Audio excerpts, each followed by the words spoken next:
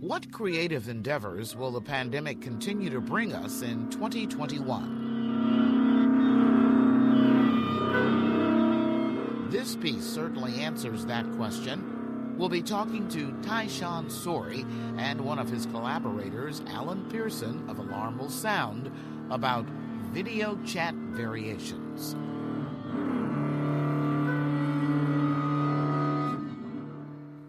There's also the story of how two tenors, Lawrence, Brownlee and Michael Spyers, decided to record the album Amici e Rivali. Per esempio,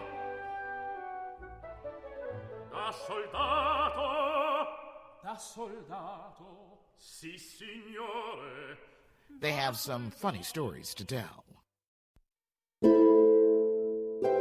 From the Second Street Dreams audio network, this is Classical Music in Color. News, information, and music about the people of color in classical music. I'm Judelyn Gibson. Thank you for listening. Happy New Year. We're looking at you, 2021, for some eventual normalcy. The pandemic pivot, what creative arts organizations had to do to keep your eyes and ears on them in 2020, will be with us going forward. Tyshawn Sorey and Alan Pierson of Alarm Will Sound decided to embrace the glitches, delays, and quirks of video chats with a musical improvisation they call auto-skediasms.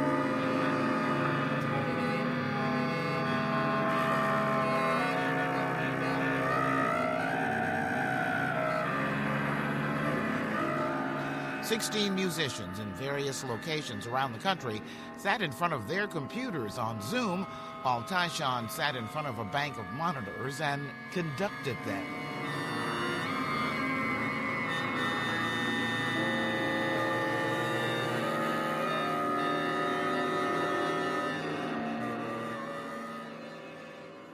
Boy, that was bizarre for me. How was it for you? Probably for all of us, it was bizarre, actually. But it was pretty bizarre. Yep, but we actually had a lot of fun. You know, it was really great, you know, getting to connect with Alan and with all the musicians over there again and everything, albeit in really weird circumstances. It really kind of gave us more of a, I want to say, like, kind of like a reassurance, you know, of the sort of familial aspect of making music with everybody in Alarm Will Sound. I mean, I think it kind of made us bond even more, like on a deeper level. You know, I mean, like even though we're sort of not together in person, I mean, it still gave the sense that, you know, we're still connected no matter what. You know, so to me it felt like a even stronger sense of bonding, you know, musically and everything.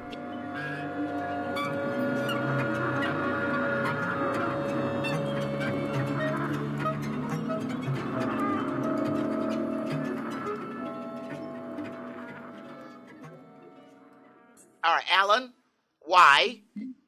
Yeah. Why? Why do we do this? Yes. Well, so we had a first experience working with Tyshawn about a year ago now. Gosh, was it just a year ago? It was like Feels like 2 years ago almost. Well, is it 2 years ago? It was May 2019, I think. Oh, so like a year and a half. So yeah, a year and a half. Tyshawn did one of these. We've been working with Tyshawn in two different ways. Tyshawn has written notated music for us, and Tyshawn has been creating these auto-skediasms with us. And we had our first experience doing an auto-skediasms with Tyshawn. I think it was in May 2019. And, you know, it was a very unusual experience for me because usually I conduct Alarm Will Sound. And so to, you know, bring in a guest artist who is making music on the podium with the group in real time was something we had never done before. And it gave me a really unusual experience with Alarm Will Sound, which is the experience to sit down and listen. And I was so excited by what Tyshawn did in that. And it's such an interesting and unique way of working where, you know, Tyshawn, he is creating this shape for a composition on the spot. But he's also like taking in what the players are doing. and responding to it and engaging with it in real time. And so like there's this fascinating dialogue that I was seeing in that performance between the player's spontaneous ideas and the way that Tyshawn would guide the piece forward based on what he was getting in from them. And, you know, part of Tyshawn's genius is the ability to, you know, take in this new information all the time and these new ideas all the time and respond to them and turn them in a way that moves the whole piece forward. And it was such a thrill to watch that.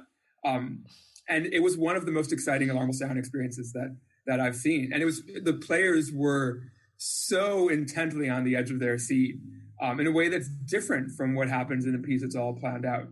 You know, alarmal sound players are always really alive to what's happening because the music demands that of us. But it's different when like nobody knows what's going to happen next. Nobody knows what Tyshawn's going to do next. And Tyshawn, being the kind of musician and leader that he is, really like is alert to whether players are engaging with him in the way that he imagines they will. It makes something that was really exciting in the moment. So that was our first experience with Tyshawn, and I felt like we need to do more of this.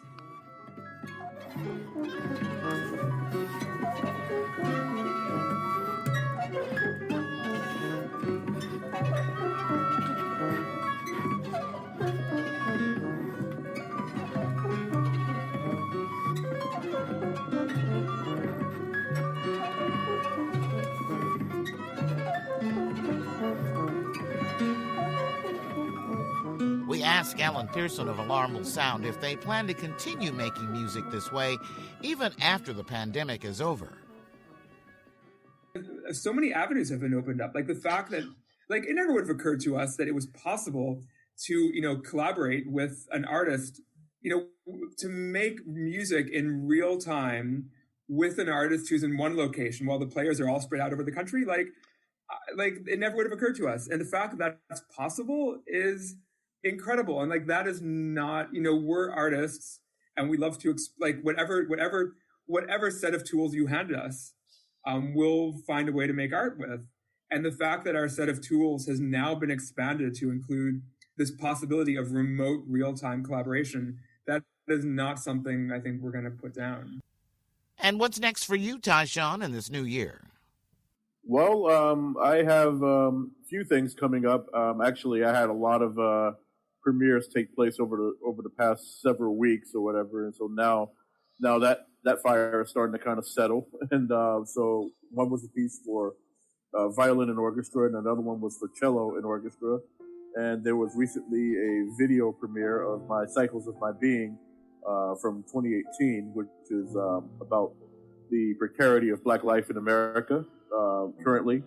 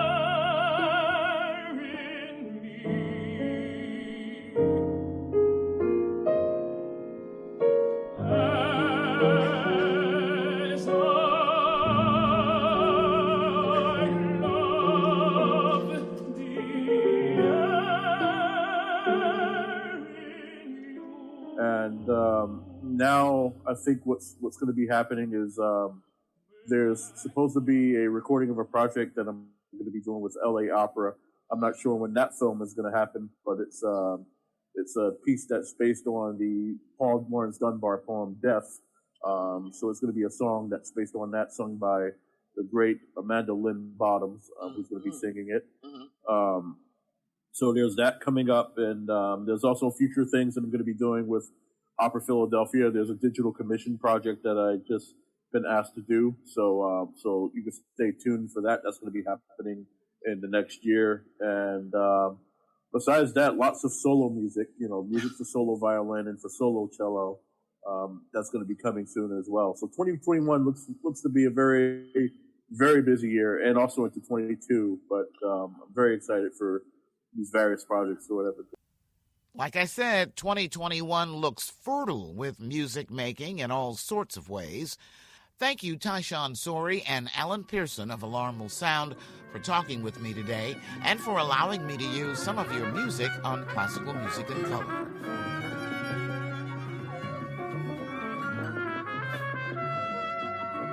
You can see the entire 26-minute piece, Video Chat Variations, Episode 2, Autoschediasms, by clicking on the link on the Classical Music in Color page on secondstreetdreams.com. And just so you know, Tyshawn Sorey is the Assistant Professor of Music and African American Studies at Wesleyan University, and as I mentioned earlier, a 2017 MacArthur Fellow. And the tenor you heard on Cycles of My Being is Lawrence Brownlee. We'll be talking with him and with Michael Spyers about their new album right after I tell you about the Campbell Opera Librettist Prize.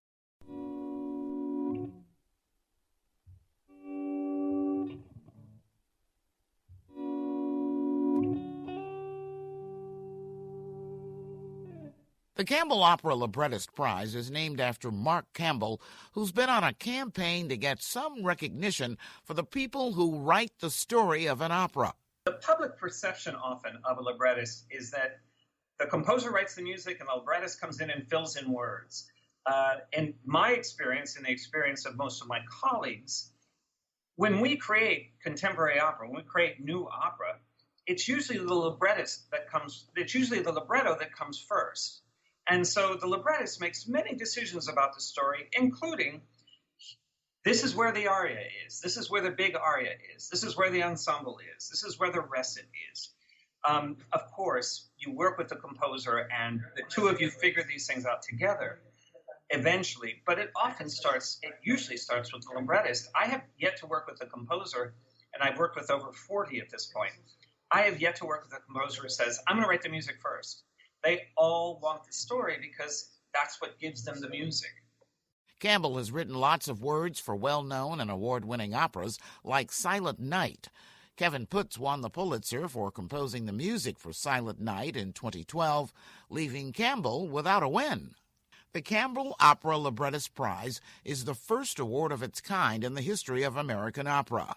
Opera America, who is administering the prize, they encouraged me to put my name on it, is a prize that I came up with to honor the opera librettist.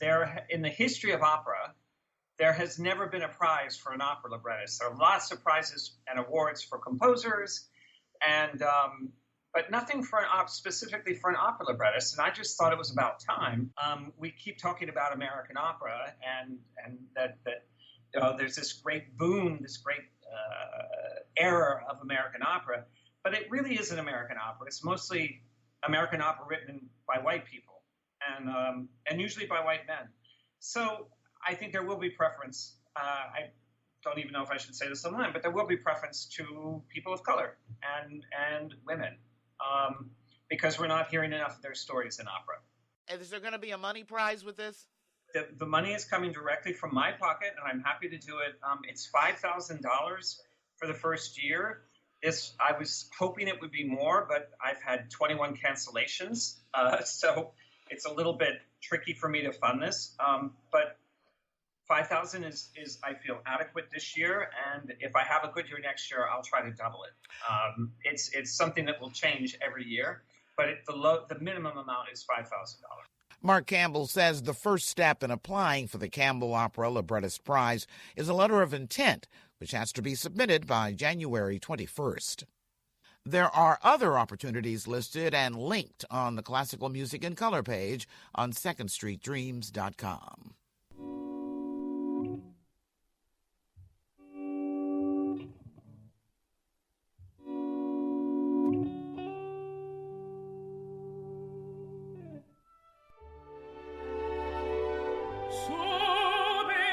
Su vediam di quel metallo qualche effetto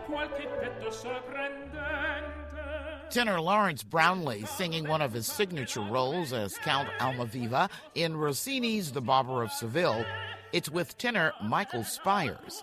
It's the first track on their new album, Amici e Rivali, Friends and Rivals. It features the two tenors performing the music of Gioacchino Rossini.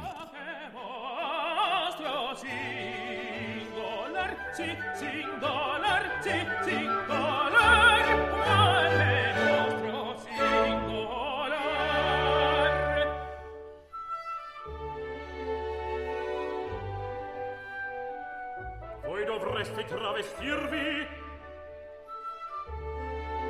per esempio, da soldato. Da soldato? Sì, signore. Da soldato. E che si fa? Che si fa? Che si fa? We're going to hear more of their performances a little later, but first, let's meet these guys, Lawrence Brownlee and Michael Spyers. I'll start with you, Michael. Okay, I'm just Michael Spyers. That's about it. Tenor, maybe you could call me that. I see you're listed here, Lawrence, as Larry Brownlee. Actually, it's the opposite. My legal birth name is Larry Brownlee Jr. Oh, wow. And so since my dad is also Larry Brownlee, my mom thought it was a good idea to call me Lawrence to not have people mistake the two of us.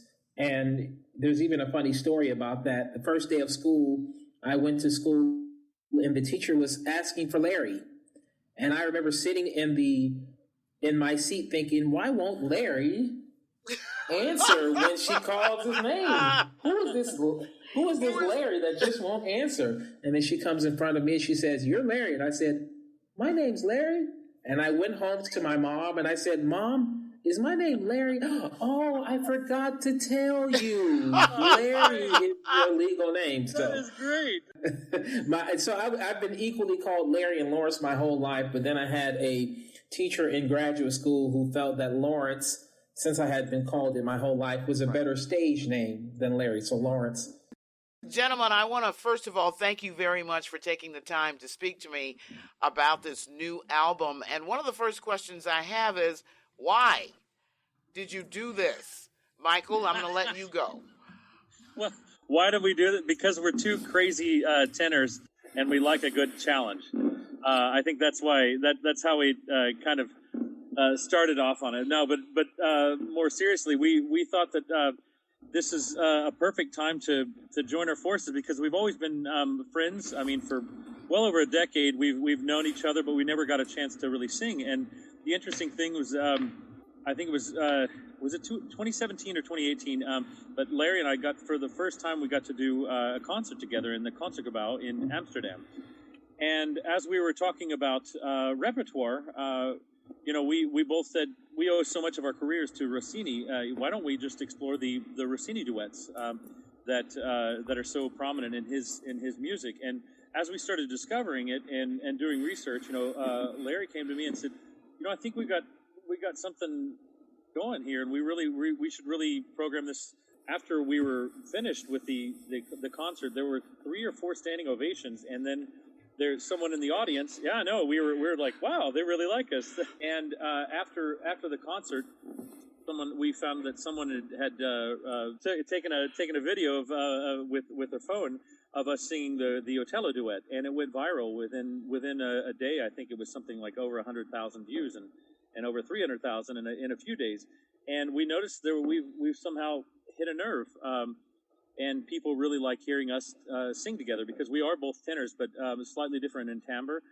We, as far as we know, are the very first ones to ever do an album like this. And we couldn't be more pleased with the results because we found really pieces that were right for us and almost the entire category of Rossini duets. And that's kind of how the germination of the entire thing came about.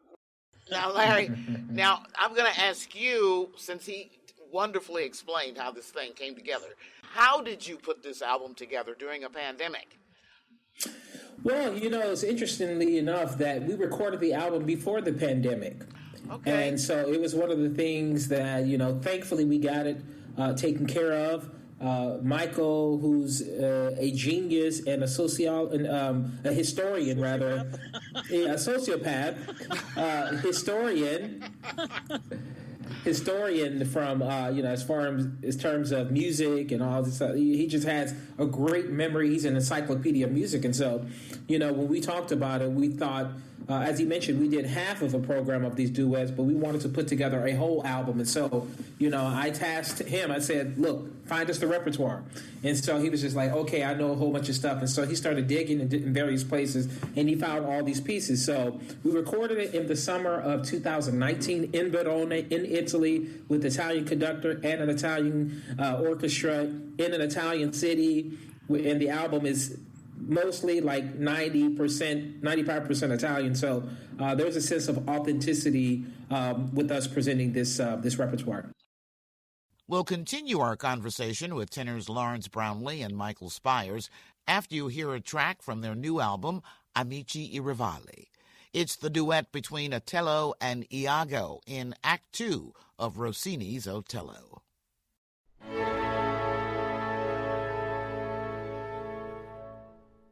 Non m'inganno al mio rivale,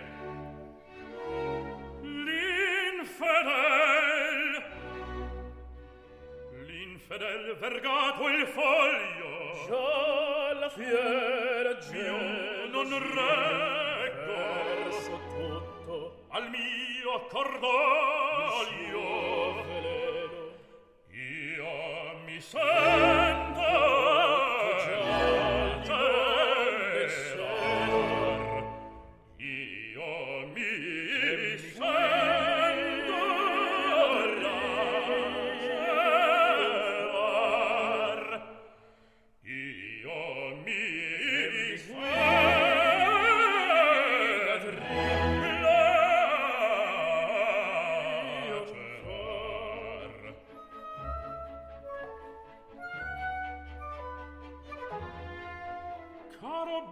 e ardici ingrata, nel suo cielo il cor li veggo.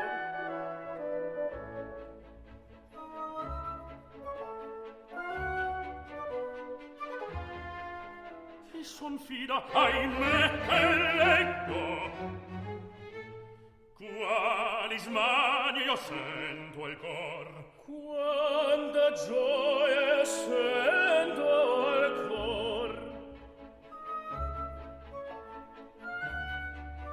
Di mia chioma un pegno, o cielo,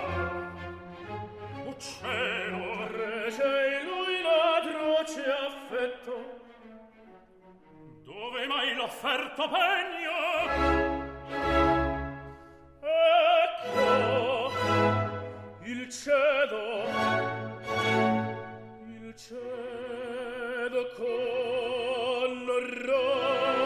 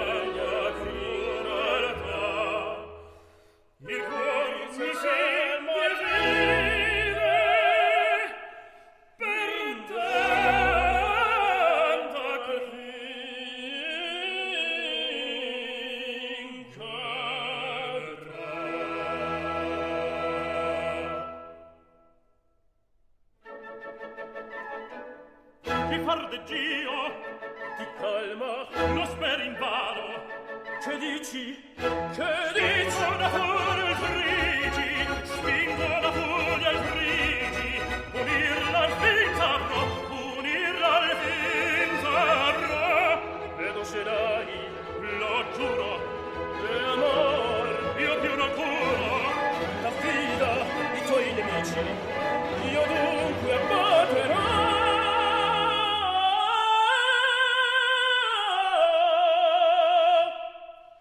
L'ira da verso fato, io più non temerò. Da verso non temerò, più non dovrò, morrò ma vendicato, sì dopo lei morrò ma vendicato, dopo lei morrò. Sì, dopo lei, sì, dopo lei, sì, ed se dai, sì, lo giuro, e amor, io più non giuro, amor, io più non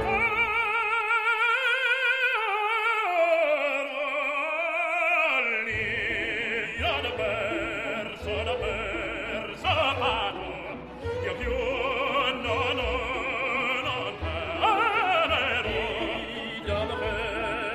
Da verso non temer, più non dovrò, morrò ma vendicato, sì dopo lei morrò ma vendicato, dopo lei morrò. Sì, dopo lei, sì, dopo lei, sì, morrò, i nemici non dover abbattere, sì, dopo lei, morrò, i nemici non dover abbattere, sì, dopo lei, morrò, sì, dopo lei, morrò, sì, dopo lei, morrò.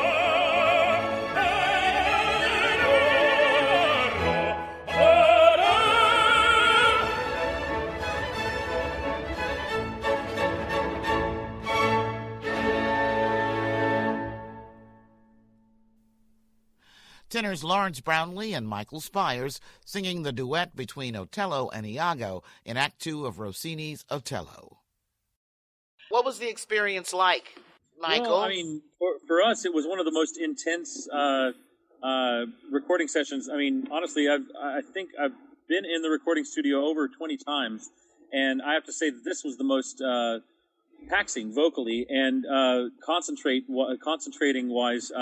We were 5 days, really nonstop, almost 6 hours singing Rossini music. And this type of Rossini music is it's skeletal. So if you remove one bone, the whole skeleton falls apart. And I was commenting one time that I've asked many conductors what is the most difficult music to conduct, and I've had out of all of them that the majority of them all say Rossini is the hardest to conduct. If one little thing goes wrong, the entire melody goes off, or the harmonies don't work, and if your timing's off, you could get the pattern wrong, and the train just wrecks. We all know that Rossini is a bunch of notes, but to really bring to life what all these notes and all these roulades and these melismas and the cadenzas to give them meaning, and so we listened a lot, we corrected a lot. For us, there was there's a responsibility to try to do something that had never been done, to do it well. And so it is something that people have really responded to very well. It's something that is meaningful to both Michael and myself. Both of you're the headliners on the album, but you did not do this alone.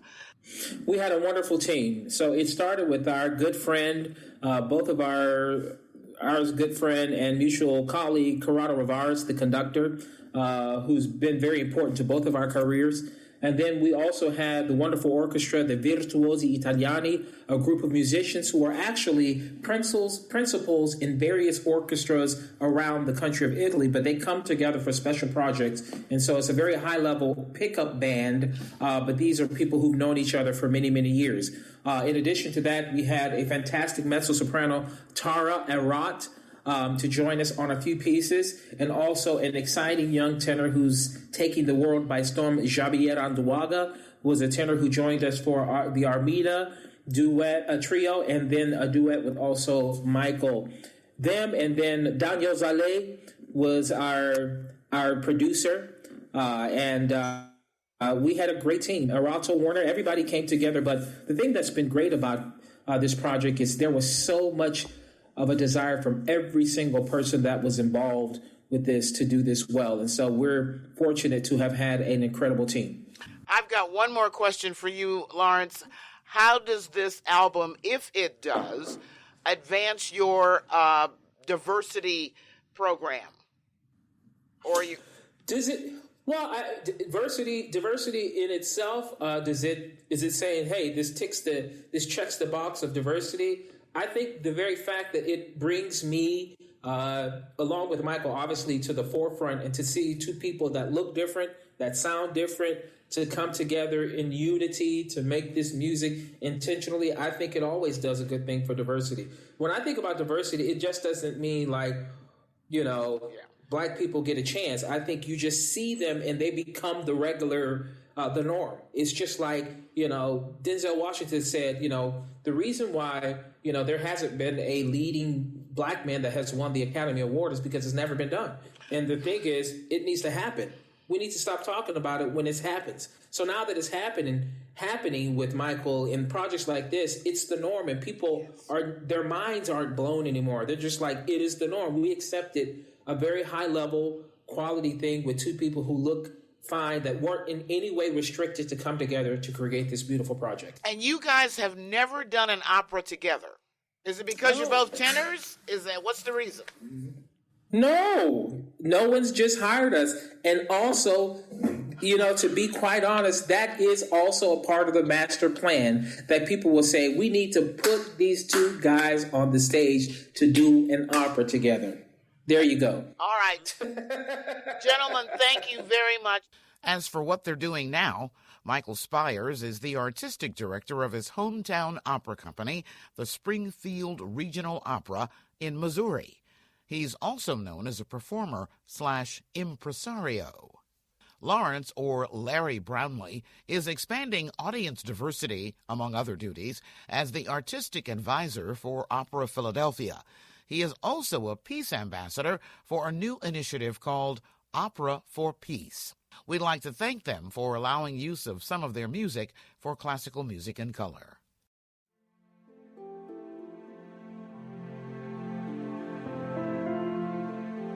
Our coda this month is a word of warning. It's getting rough out there because of COVID. Please be extra careful. Wear your mask, plastic gloves if you think necessary. And I know it gets old. I know it does. Stay home if you can. We still want to thank the doctors and nurses working tirelessly to keep us alive, the folks who clean up, pick up our trash, deliver our food, the workers at the grocery and drugstores, and yes, the police and firefighters too. I'm Judelyn Gibson. Stay safe, stay healthy like your life depends on it, because it does, even with the vaccine. We are the Second Street Dreams audio network, on the radio and on the WWW. Thank you for listening to the January 2021 edition of Classical Music in Color.